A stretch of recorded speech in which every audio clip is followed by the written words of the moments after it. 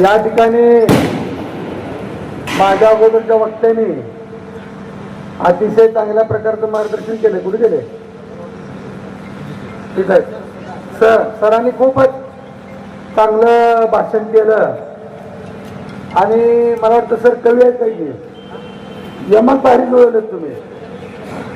त्याबद्दल म्हणजे खूप चांगलं मी सरांचं भाषण ऐकत होतो.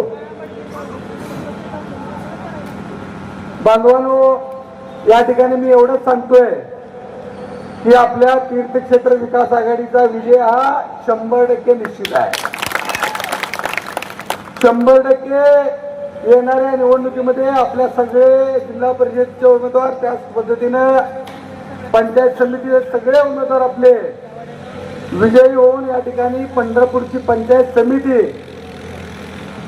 जे गेले अनेक वर्ष झालं आपलं स्वप्न आहे ते पंचायत समिती निश्चितपणे आदरणीय भगीरथदादा भालके आणि आमदार अभिजित पाटील त्या दोघांच्या नेतृत्वाखाली त्या ठिकाणी निश्चितपणे आपल्या ताब्यात येणार आहे याची मला खात्री आहे.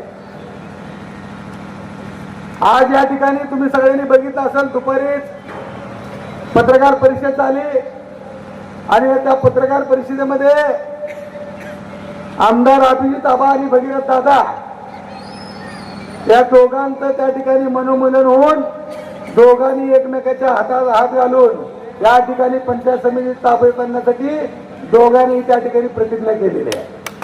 त्यामुळे निश्चितपणे या ठिकाणी यश आहे. हे सगळं होत असताना समोरची लोक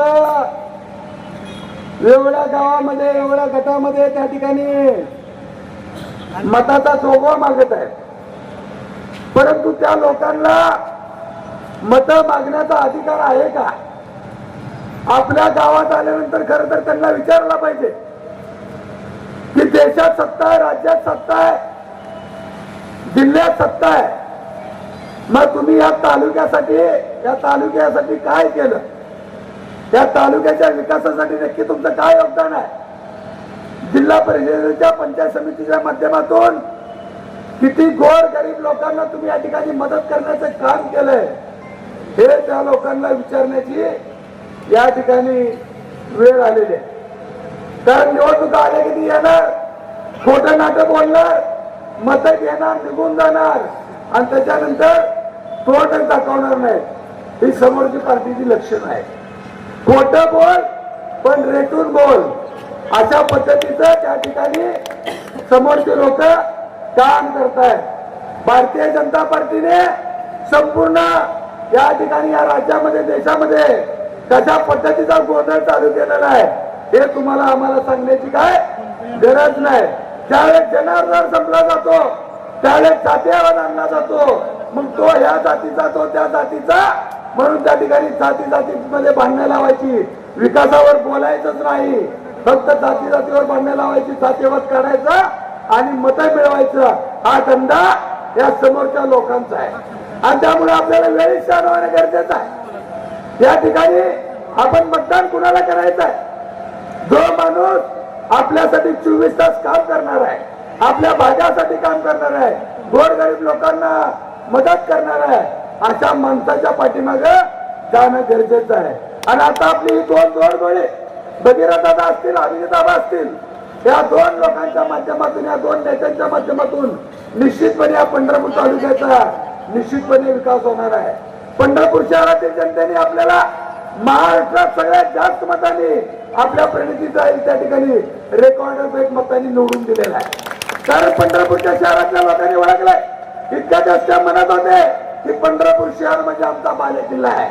परंतु त्या ठिकाणी वेळोवेळी गेले अनेक वर्ष पंढरपूर शहरातील जनतेला फसवण्याचं काम या लोकांनी केलं होतं आणि ह्या निवडणुकीमध्ये पंढरपूर शहरातील जनता शहाणी झाली आहे. पंढरपूर शहरातील जनतेच्या लक्षात आलं की गेल्या 30-35 वर्ष या लोकांनी राज्य केलं, बोलतापा मारल्या, खोटं बोलले, आपल्या भांडणं लावले आणि त्यांची पुळी बाजून घेण्याचं काम केलं. हे पंढरपूरच्या लोकांच्या लक्षात आलं आणि म्हणून त्यावेळेस सगळ्यांनी आदरणीय भगीरथदादा भालके यांच्यावर विश्वास ठेवून पंढरपूरची नगरपालिका आपल्या ताब्यात दिली आणि त्याच पद्धतीनं या ठिकाणी आपली यशाला सुरुवात झालेली आहे. पांडुरंगाने आपल्याला आशीर्वाद दिलाय, पंढरपूर आपल्या ताब्यात दिलाय निश्चितपणे पंढरपूरची पंचायत समिती देखील ग्रामीण भागातील सगळ्या लोकांनी तुम्ही या ठिकाणी आपल्या ताब्यात आणणं गरजेचं आहे. कारण कसं आहे की आता राजधानी ताब्यात आले, पंढरपूर म्हणजे आपल्या तालुक्याची राजधानी आहे, राजधानी ताब्यात आले आणि म्हणून जर आपण सगळ्यांनी एकोप्याने एकत्र आलो आणि पंचायत समितीचा जर बालेकिल्ला आपल्या ताब्यात आला तर निश्चितपणे या तालुक्यावर शहराचा भगीरथ दादांच्या नेतृत्वाखाली निश्चितपणे विकास होईल याची मला खात्री आहे. म्हणून आता आपल्याकडे दिवस कमी राहिलेले आहेत. या ठिकाणी दुर्दैवी घटना घडली, आदरणीय अजितदादांचं निधन झालं, अतिशय दुर्दैवी घटना आहे. महाराष्ट्राचं न भरून येणारं नुकसान झालेलं आहे, परंतु कोणी कोण टाळ सकताय म्हणल्यासारखं आता आपल्याला या सगळ्या गोष्टीतनं पुढे जायचं आहे. आज 31 तारीख संपली आहे, आता फक्त आपल्याकडे 4-5 दिवस प्रचाराचे शिल्लक आहेत. माझी तुम्हाला सगळ्यांना विनंती आहे की आता 1 मिनिटही वाया न घालवता प्रत्येकाने आपापल्या गावामध्ये आपल्या भागामध्ये आपलं चिन्ह आहे रिक्षा, प्रत्येक ठिकाणी रिक्षा पोहोचवली पाहिजे.